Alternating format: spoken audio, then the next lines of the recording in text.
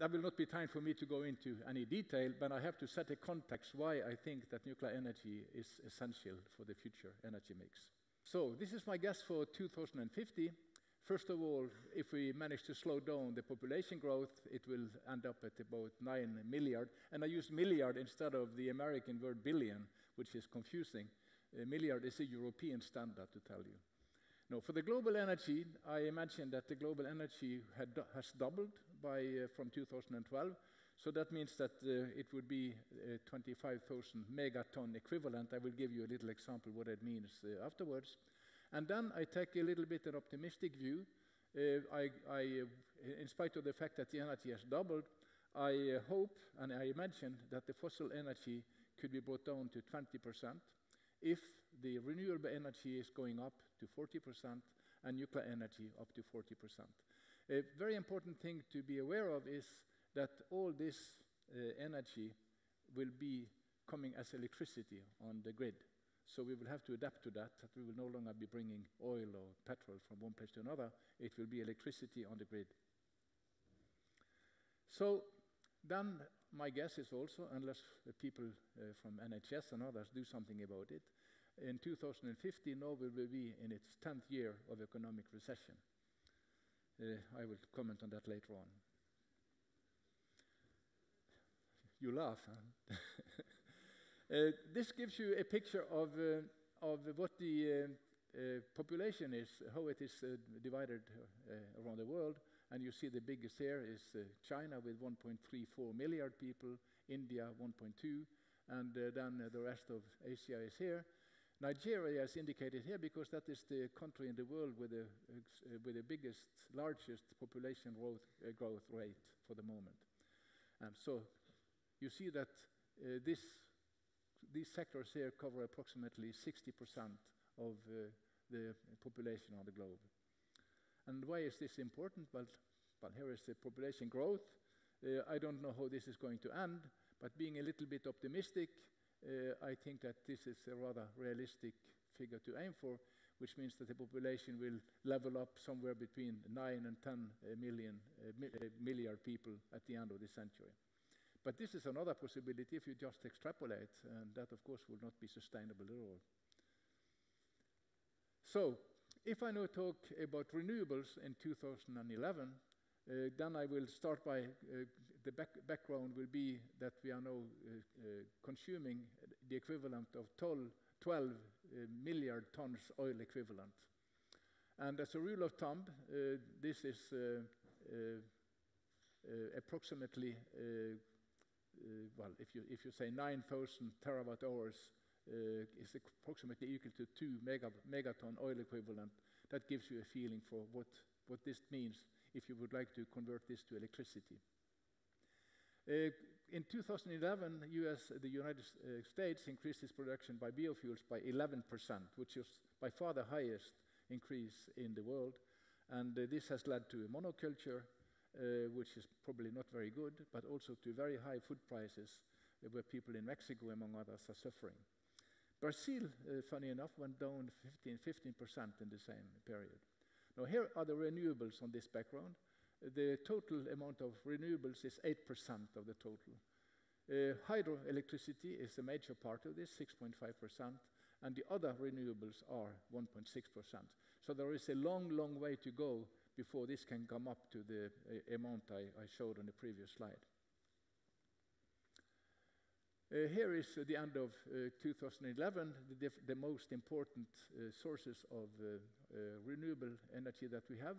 Hydroelectricity is 1 terawatt approximately, but the average production, this is installed capacity, the average production is 400 gigawatt. That means that there is an average global efficiency of slightly less than 40%. In Norway, this efficiency is close to 50%, so it's quite good. Wind power, again, I show you these figures because this is normally what you find. Global installed capacity, 240 gigawatt, but the average produced power is only 39.4 gigawatt. So the average efficiency is 16.4%. Photocells, both the same thing. You have a global installed capacity of 76 gigawatt, but the average produced power is 9 gigawatt, and that means that there is an average efficiency of 13.5%.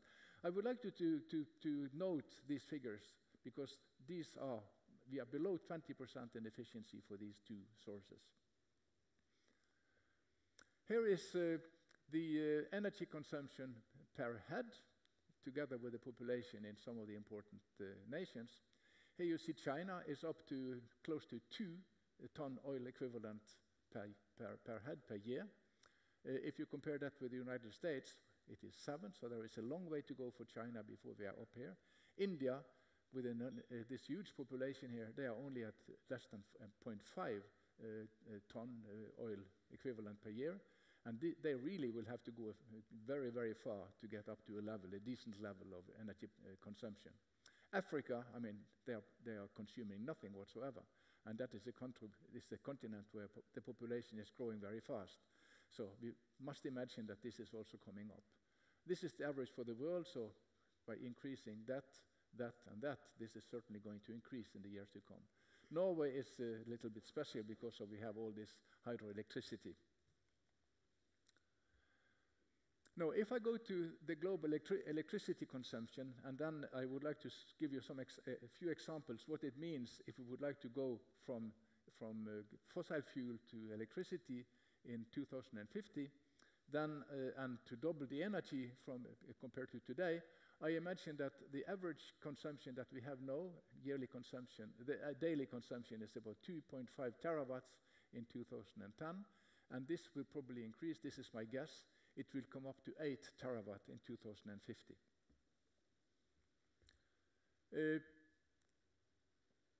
Of this 22,000 terawatt hours that we consumed in 2010, about 42%. This is about 42% of the global energy consumption, and 30% of it is going into the transport sector. So, as I then said, with a shift to electricity as a carrier for energy, I imagine that this 2.5 terawatt will increase to 8 terawatt in 2050. And that is the background for some numbers which I will give on the next slide. Here you can see the average power for the different renewable sources we have.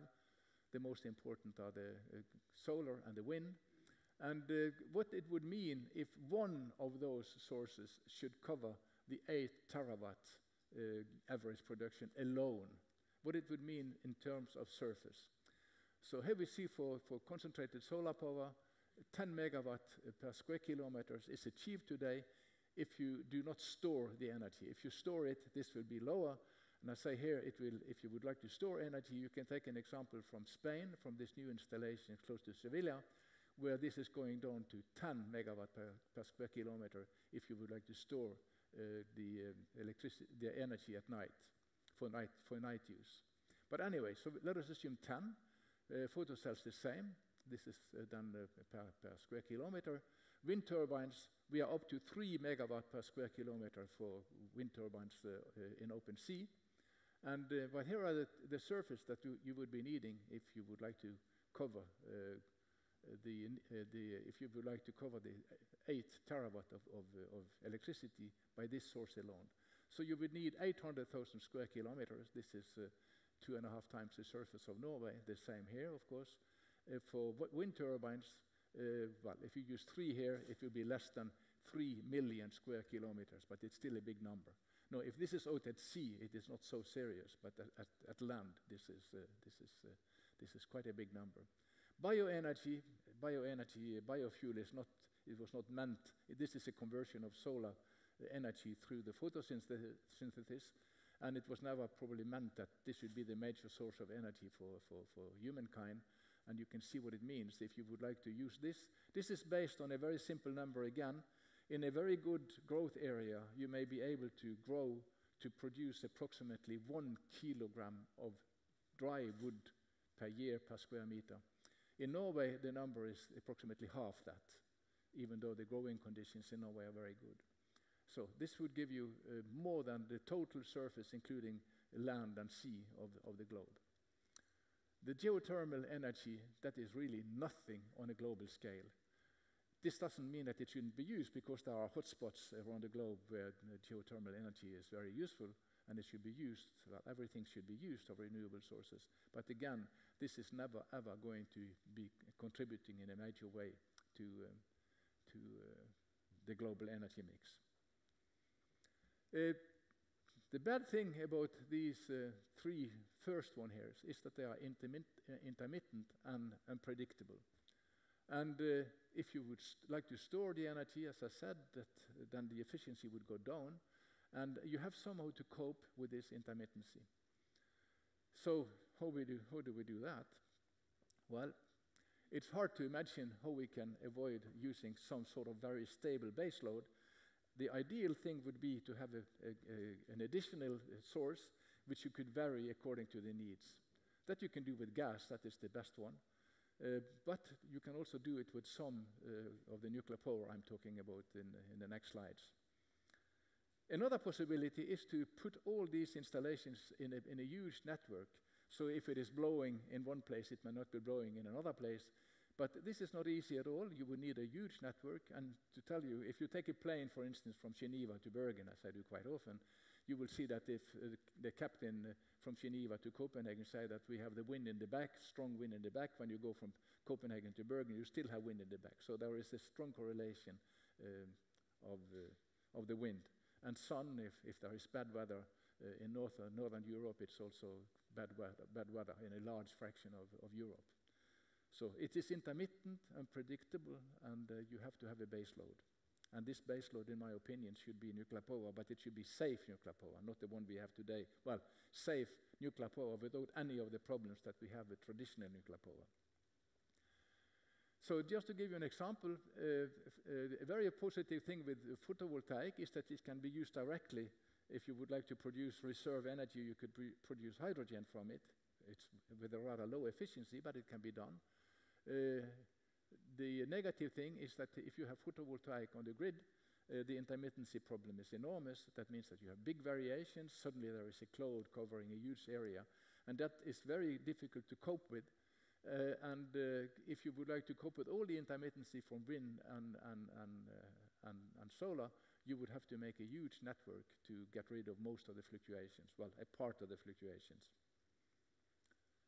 I give you an example from Germany, because in 2011, Germany decided to stop 8 of the nuclear power plants, and immediately they got into deep trouble. Here is a report, I will give you that on the next slide. Here is a report where they study how to build, how to put all these installations, the renewable sources, into a European-wide grid. It is published in a report which is called TYNDP. What they propose is to invest over the next 10 years 104 million euros to build a huge network over Europe. Not everybody is too happy about that, and I will show you what it means for Norway and also for the other countries. Here is the example from Germany again. They stopped 8 of the nuclear powers, and suddenly they had this problem in 2011. In the autumn, there were 40 days without wind and with very little sunshine. And they started up a series of old coal-fired plants, and they also started to import massively nuclear power from France and Czechia. By the way, close to the German border is one of the most dangerous nuclear power reactors we have, and that is in Czechia. That should definitely have been closed a long time ago. But that is what Germany used. And they look to Norway for a permanent solution. So if you see here, this is the electricity consumption, the yearly electricity consumption in Germany, 450 terawatt hours consumption per day, and this is the total storage capacity that they have. So they have definitely got into deep water, and I can tell you that the Czech Republic is not at all interested in collaborating with Germany in this European-wide network, because they have enough electric power, as they say. Here is this report, what they imagine in the future. So these countries here are going to be net exporters of electricity, with a lot of exports. So the color here is given with, this is the amount of export that they will will have to provide. And you can see all these lines going from Norway to the continent. Germany will be neutral, I think, and France is a big exporter, and Czechia as well.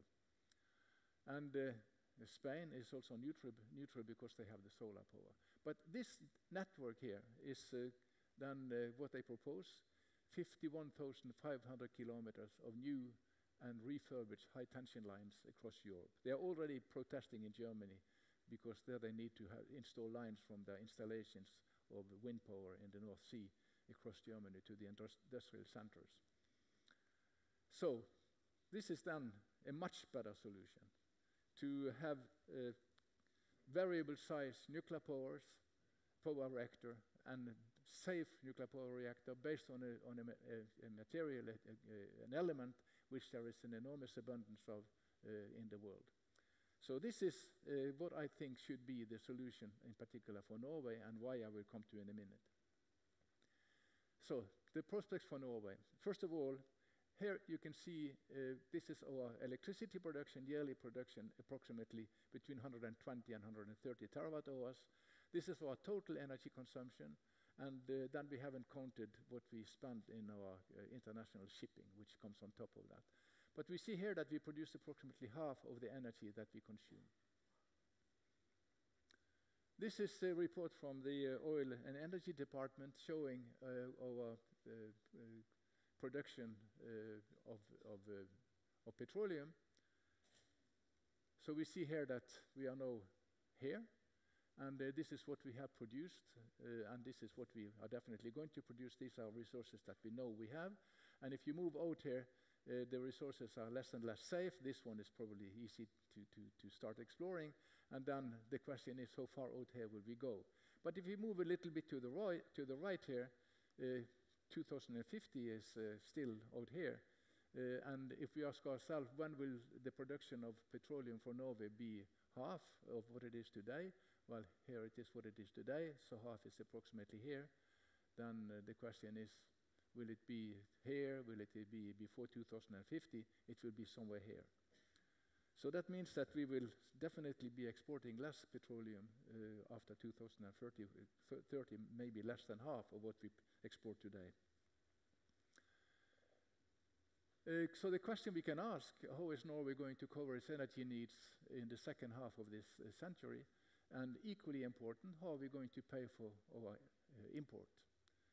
Notice that if we took away all the income from petroleum export today, we would be left with a deficit of 140 milliard Norwegian crowns per year in our trade balance, which is close to 30,000 Norwegian crowns for each Norwegian. So to make it even worse, so I said if you really would like to feel good, in quotation mark, I mean if you would like to feel bad, should I said, you could study this Atlas of Economic Complexity, which I give the reference to here. I don't know if this is compulsory reading at NHH. I don't know. Anyway, one of the students that I had at my course this January has read it and related it to Norway.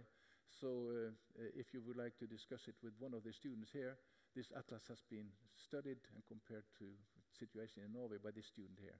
So if he is in the audience, he may get into a discussion with you. But on the next slide, I will give you just a few of the findings from this very prestigious and extremely interesting report. So they have presented a study based on 128 countries, representing 99% of the world trade and 97% of the world gross domestic product. They have 4 rankings. The first one is on economic complexity, and there are 128 countries, and I've just taken a few numbers on random. So the first one here in economic complexity is Japan, Switzerland number 2, not surprisingly, Sweden number 4, Finland number 6, Singapore 7. All these are countries that you would expect to be very high. Norway is number 33, not too bad. Ranking number 2 is expected gross domestic product growth per capita by 2020. China is 1, India 2, that is not surprising at all. Nigeria 118, that is a little bit surprising.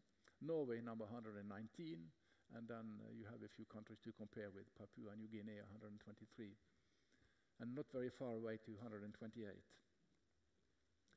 Ranking number 3 is expected gross domestic product growth by 2020. Here we have Uganda number 1. They are very low today, so this is not a big surprise. Here you have just 2 countries at the end, Trinidad and Tobago number 127, and Norway is the last, 128.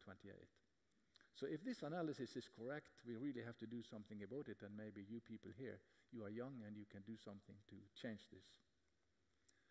So ranking number 4 is a change in economic complexity from 1964 to 2008, and Norway is number 96. So this is probably what is explaining why Norway is so far behind and why our possibility of adapting to the future is rather low. However, there are a few examples where Norway is at the front. Here is one, namely the wind turbines. There are just 2 examples I will show you. This is the high wind from Hydro Statoil. It's a fantastic technology. And another one, the Sway, which is a floating wind turbine. Extremely advanced technologies with a great export potential. However, in Norway, there has been very close to no subsidies for these things, and public funding is going down, while in other countries the public funding is going up. So that means that this is probably not going to be a big thing if one doesn't get help. Norway is by far the lowest of the countries we can compare ourselves with when it comes to installation of new wind farms. So now I come to my pet subject, and the nuclear power based on thorium. There is already a lot of interest. I am in charge of a conference which is going to be organized at the end of this year, the 4th international conference. It will be in Geneva, and you can see more about that in the reference down here. And some countries are already going ahead. In particular, China and Japan are going ahead, and India has already been involved in the development for some time. In Norway, there is a little bit of activity. Thor Energy, as part of Scatec, is collaborating with a South African company and testing thorium rods in the Halden reactor. Statoil was interested some years ago. I was up to discuss with the research center in Trondheim, but then they got other priorities, so they dropped out. But Aker Solutions took up a collaboration with the Nobel laureate Carl Rubia, who was the inventor of one of these thorium nuclear reactor systems. And that was a very fruitful collaboration. But Aker Solutions, the part of Aker Solutions that took part in this development, was unfortunately sold to Roberts Engineering in the States. So it's no longer part of Norwegian activity. There is 4 to 6 times more thorium than uranium in the Earth. And at the same time, thorium is approximately 200 times more energy intensive than uranium. There is a lot of experience already, and the system I would like to see is an accelerator-driven system based on the thorium cycle. Why isn't there? So this is not my revised. Okay, it doesn't matter. So there should have been a comment here because this system here, the accelerator-driven system, is the only of the nuclear power reactors that can be adjusted to the need on a very short notice. On a few seconds notice, this can be, you can change the power output of it. And it is a completely safe system that can also be used to burn waste plutonium, so you could get rid of that. And there is nearly no radioactive waste from a system like that. But why Norway? Well, you may know that Norway has quite a bit of thorium reserves. This is the amount of thorium we know of for sure in different countries. This is in 1,000 of tons, and you see Norway has 132. There are geologists in Norway who say that Norway may have even 3 to 4 times more than this, so we may be the country in the world with the biggest reserve of thorium. But what does this mean in terms of wealth and energy? Well, here is a comparison. If we would like to produce 1 gigawatt of energy for 1 year, approximately 9 terawatt hours, you would be needing 700 tons of thorium, while you would be needing 2 million tons of oil. So 1 year of electric consumption in Norway, remember the 120 to 130 terawatt hours that we produce, that would correspond to approximately 9.7 tons of thorium. That means that if we replaced our hydroelectricity by thorium in Norway, that would be able to give us electricity for 13,000 years. So this is an enormous resource. However, we should, for God's sake, we should not start to mine the thorium and export it. What we should do is to get involved in the development of the technology and sell the technology and maybe also the electricity. That is the future. There is a possibility of doing this very fast. There is an institute which is also doing medical research, Pulsera Institute in Zurich in Switzerland. They have everything needed to make a prototype. They have an accelerator which is the best in the world for such a thing. They have a target where this accelerator can produce neutrons, and they have facilities for transport, reprocessing, and production of nuclear material because there has already been a nuclear reactor in there.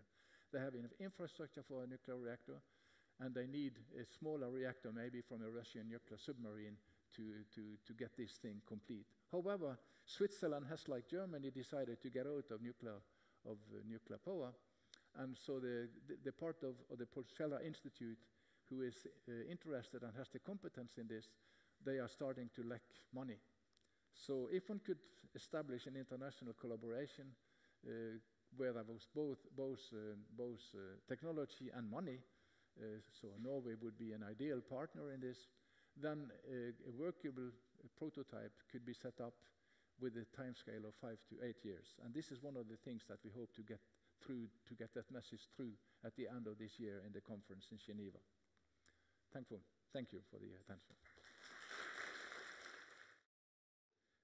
Well, thorium, first of all, it cannot run away. So there is no way that well, that was not Fukushima either. But you could say that in Chernobyl there was a sort of runaway thing. But it can never go critical. It is a subcritical device. It will always, if something happens to it, it stops by itself. And since it is cooled by lead or a mixture of lead bismuth, it cannot melt down because if all the cooling and everything stopped, this little core would melt, but it would stay inside the lead, which has approximately the same density, and then over a few hundred years it would just become a solid sarcophage. So there would be no problem. There is no waste. I mean, there is less waste from a reactor like that than from coal after 400 years that you sort of cool down the waste, which is very low activity. There would be no problem with that. And it doesn't produce plutonium. It could, in fact, burn plutonium, as I said. So there is really nothing that I can see that would make me afraid of this thing. It doesn't produce weapons material, so I mean, it's absolutely perfect as a nuclear reactor. The problem is that the nuclear power nations, they didn't want to start this, and they still do not want to do it because they want to sell their nuclear technology, like France. Exactly. And when I listened to you, you had a lot of numbers. Yeah. I hope you all remember them now, right? Yeah.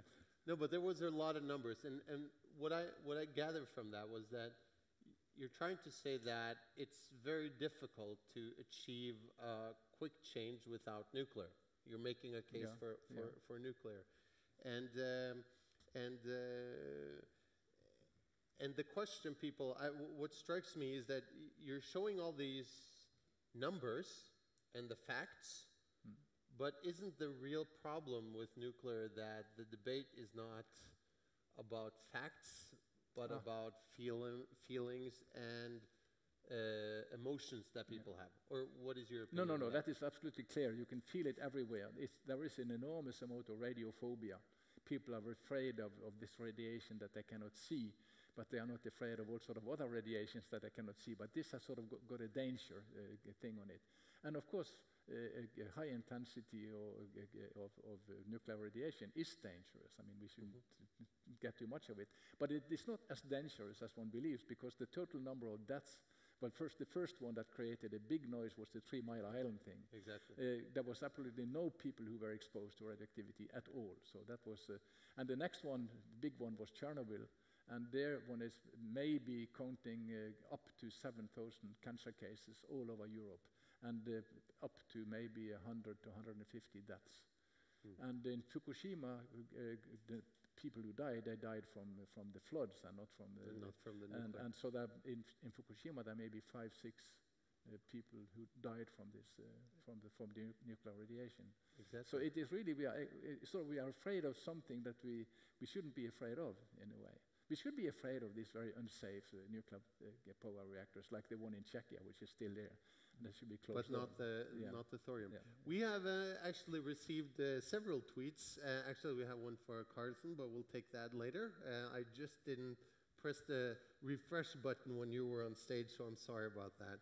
But we have Mr. Seal, and he has asked one question, which is, what is the future for countries like Germany that have entirely or are entirely moving away from the use of nuclear power?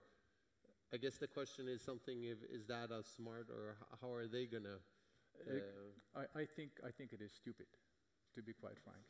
And they will probably, well, they are seeing it already, and I don't know what effect it will have on their economy. I have no idea. For the moment, they earn a lot of money on the renewable technology that they sell.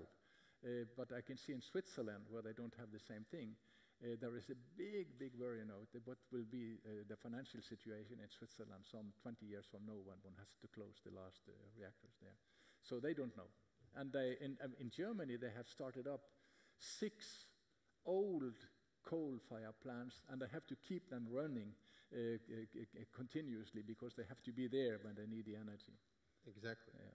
Thank you. And the last tweet here was, where should nuclear be built to minimize risk? And is there any ongoing studies to make plants safer in case of a meltdown? Yeah. And I guess you already answered that with the thorium solution, which you already... Well, I asked that question when I was interviewed by TV, and we were just staying outside the institute, the Nygårdstangen in Bergen. And I said, just here. I mean, that is a nice place. You could have it right here, yeah. at the Blue Stone in Bergen. And then you can use the waste heat to heat buildings.